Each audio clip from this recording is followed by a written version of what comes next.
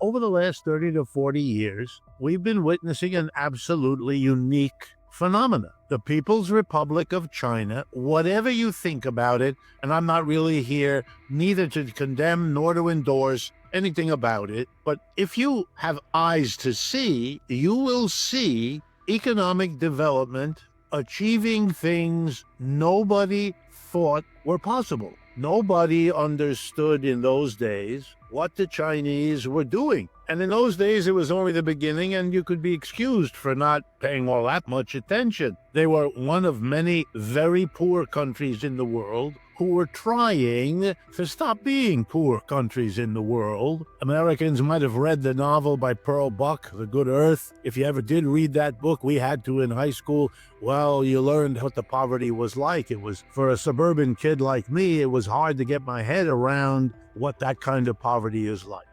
In the last 30 to 40 years, the Chinese achieved a level of economic development that took several centuries in Western Europe. And it took a good century and a half, counting conservatively, here in the United States. We've never seen anything like it. What the Chinese did was to mobilize, borrow from the rest of the world, no question, but put all that together in a successful mix. If your measuring rod is economic growth, lifting people out of poverty, and let's remember, 1.4 billion people, 4 to 5 times the population of the United States. They were able to do it. Not only that, they now compete with the United States at the highest levels of technology. What we get from Intel or Apple, they have their equivalent. And in some cases, they're already ahead of us. I'll give you an example. 10 or 15 years ago,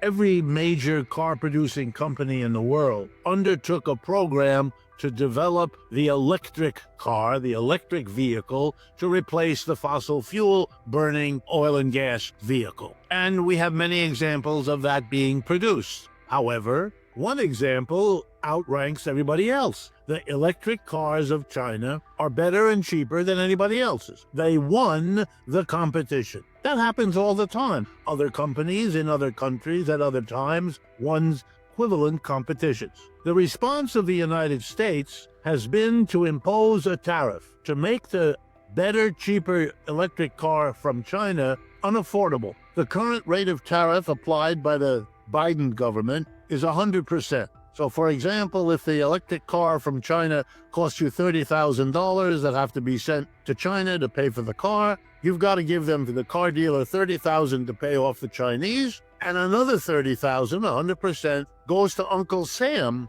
so that the cost to an American would be $60,000 for that $30,000 car, okay? There are no electric cars from China on the road in the United States. A quarter of the electric cars on the road in Europe are the Chinese cars. The greatest producer, the most successful, the most rapidly growing car company in the world, most Americans have never heard of. It has 3 initials, B as in boy, Y, and D as in dog, BYD Corporation. The response of the United States is to freeze them out. This is self-defeating and, to be an economist for a moment, stupid. Why?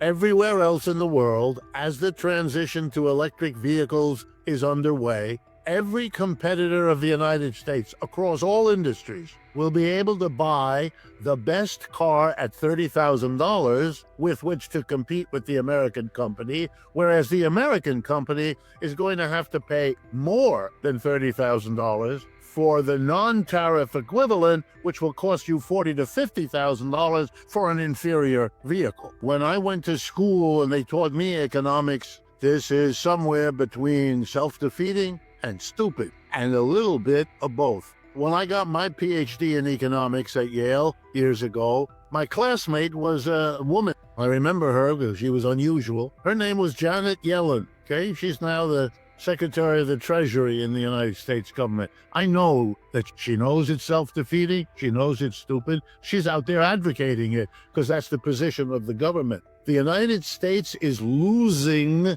the competition with China. This is a self-defeating behavior, typically of somebody who's desperate. Instead of out-competing the Chinese, coming up with a plan to try at least to do that, you are, lifting up the barriers. They tell themselves in Washington that they're isolating the Chinese. They're not. They're isolating themselves. The rest of the world looking at the United States, and they see an empire going down, and they get the pleasure that comes from that. And we ought to wake up as a nation and figure this out. Every part of the poor world, and the poor world is the vast majority of Asia, Africa, Latin America, for sure, plus large parts of North America and Europe too. They all wanted 40 years ago to do something, but the Chinese actually did it. That's the question that has to be asked. Did they build on what went before? Absolutely.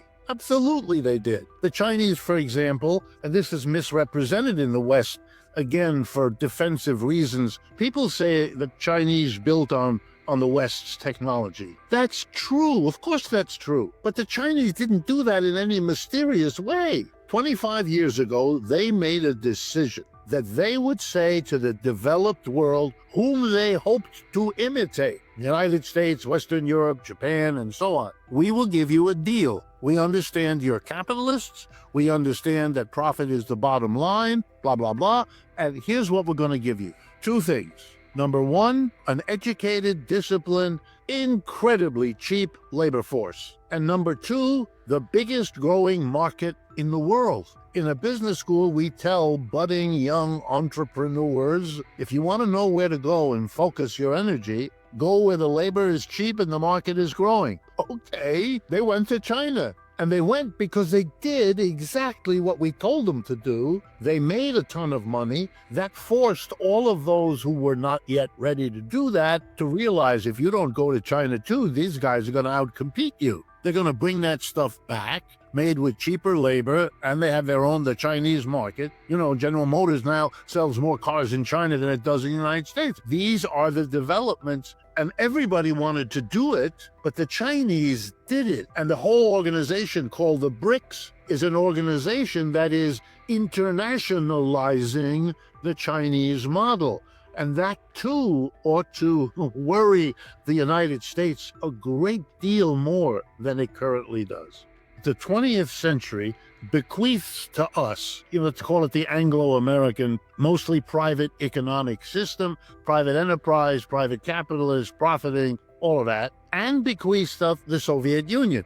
The attempt as an alternative to build it with government-owned and operated enterprises, at least in the industrial sector, not so much in agriculture, but there too, let's call them, for lack of better, a polar opposite. Then it's not surprising, given how human beings work, that along would come a group of people who have something they don't like about the first one, and something they don't like about the second one, and so they conceive the idea, would we get from a hybrid something that would capture the best of the one, the best of the other, and get rid of, discard the parts of both of them that we don't like? You could, I think, make a very good case that that's what Mao Zedong, the Chinese Communist Party, that's what they are.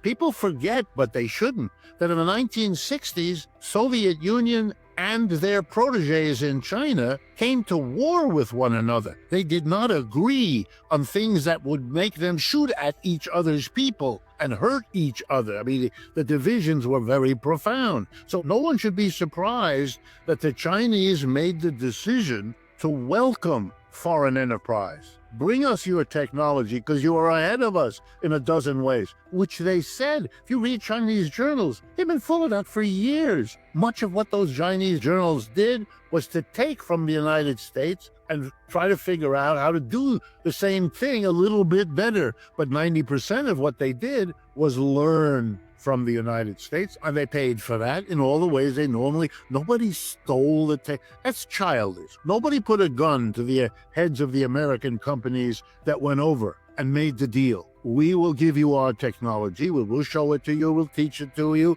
You got to give us the labor. You got to give us access to the market. We're getting profit out of it. You're getting technology. That was the deal. That was a deal on the table, crystal clear. To represent it now is really cheating. It's like my saying, I'm going to give you $5. You give me your shirt. and we make the exchange. You have my $5. I got your shirt. And then I start screaming, he stole my shirt. No, stop. You didn't steal my shirt. We had a deal. You may have changed your mind. You may regret it. That's another matter. But nobody stole anything from you. And the Chinese, they resent that because for them, that's the 100 years of humiliation again. Because what they hear is the subtext. You're too stupid. You're too backward. You're too Chinese to figure these things out. And so you must have stolen. You couldn't have done it without, we are the center. And I know where it comes from. For a good long while, the United States was the center of innovation, was the great breakthrough technology. Silicon Valley deserves part of the reputation it has. I get that. But so do the achievements on the basis of that. And if you're honest about Silicon Valley, you'll know that a lot of what they did there was also borrowing things that had been developed elsewhere in the world, as it has always been. If you have a society that arises on the decay of another one of the things that often happens is a kind of, for lack of a better term, chauvinism. That is, the winner in the game rewrites the history.